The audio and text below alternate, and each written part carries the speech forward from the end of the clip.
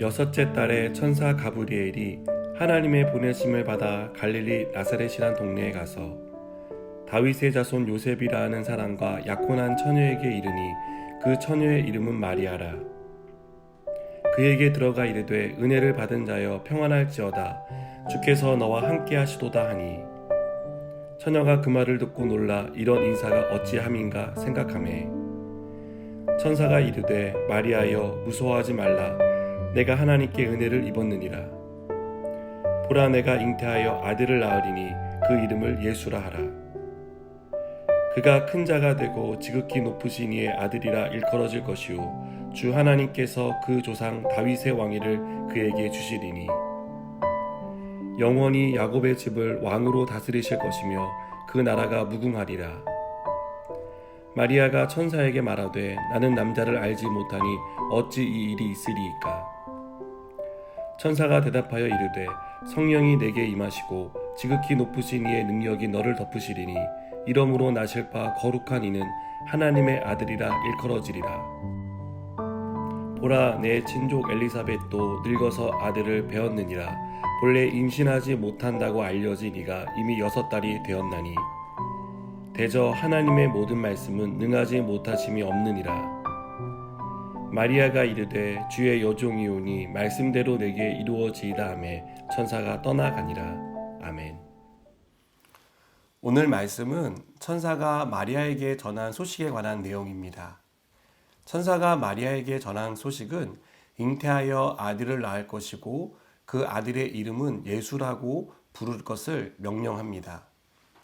이 소식을 들은 마리아는 놀랍고 무서워하지 않을 수 없었습니다. 이것은 마리아가 기도했던 것도 아니었고 예상했던 일도 아니었습니다. 일방적으로 전해진 소식이었습니다. 성경은 이 소식을 듣는 마리아의 상황을 2가지로 설명합니다.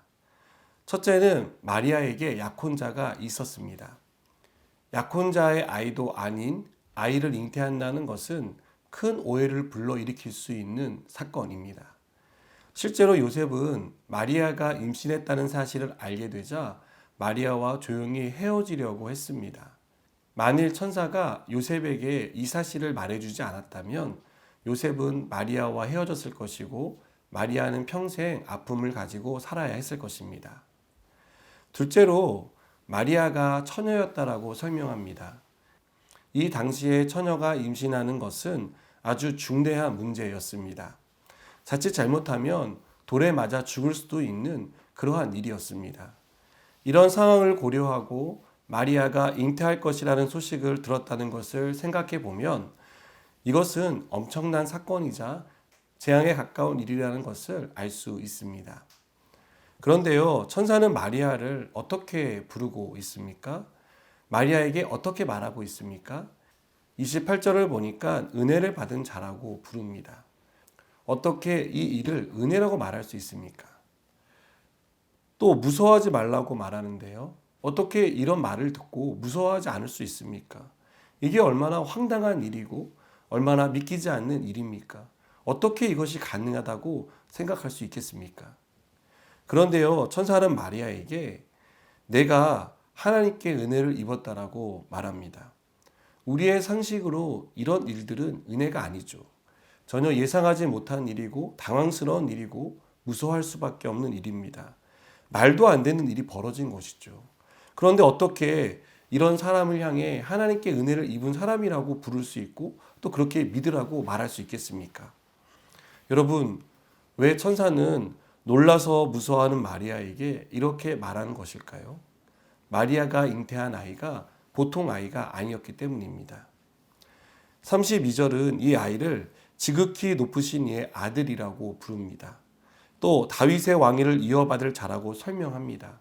33절은 영원히 야곱의 집을 다스릴 자라고 말합니다. 이 말들이 다 무슨 말입니까?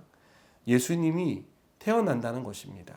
그 예수님이 이스라엘을 구원하기 위해 오시는 메시아라는 것입니다. 온 세상을 죄에서 구원할 구주가 바로 이 마리아를 통해 처녀의 몸을 통해서 이 땅에 태어나신다는 것을 가리키고 있습니다. 여러분, 우리의 삶에 황당하다 못해 믿기지 않는 일이 일어날 때가 있습니다.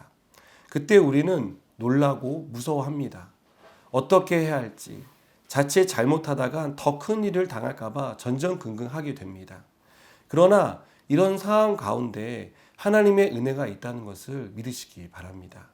우리는 하나님께 은혜를 입은 사람이라는 것을 기억하시기 바랍니다. 하나님의 은혜를 입은 사람은 어떠한 상황 속에 있더라도 무슨 황당한 일을 만나더라도 하나님이 지키시는 은혜를 경험하게 됩니다. 마리아는 황당한 일을 만났습니다. 그러나 하나님이 자신을 통해 구주를 세상에 보내신다는 말씀을 듣고 처녀인 자신에게 어떻게 이런 일이 일어났는지를 물었습니다.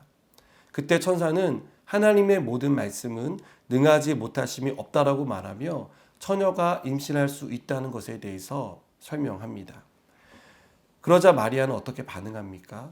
놀라서 무서워하던 마리아는 이 말씀 앞에 중의 여종이오니 말씀대로 내게 이루어지이다라고 순종하는 모습을 보여줍니다. 여러분, 누가 하나님의 은혜를 경험할 수 있습니까? 말씀 앞에 순종하는 사람이 하나님의 은혜를 경험할 수 있습니다. 누가 일어날 수 없는 기적의 주인공이 될 수 있을까요? 하나님 앞에 온전한 믿음으로 반응하는 사람이 기적의 주인공이 될 수 있습니다. 올 한 해도 우리 모두가 하나님의 말씀 앞에 순종으로 반응하는 사람들이 되었으면 좋겠습니다. 온전한 순종을 통해 하나님의 은혜를 잊고 하나님이 행하신 기적의 중심에 서는 저 여러분 되기를 주님의 이름으로 축복합니다. 함께 기도하시겠습니다. 하나님의 말씀 앞에 믿음으로 순종하기 원합니다.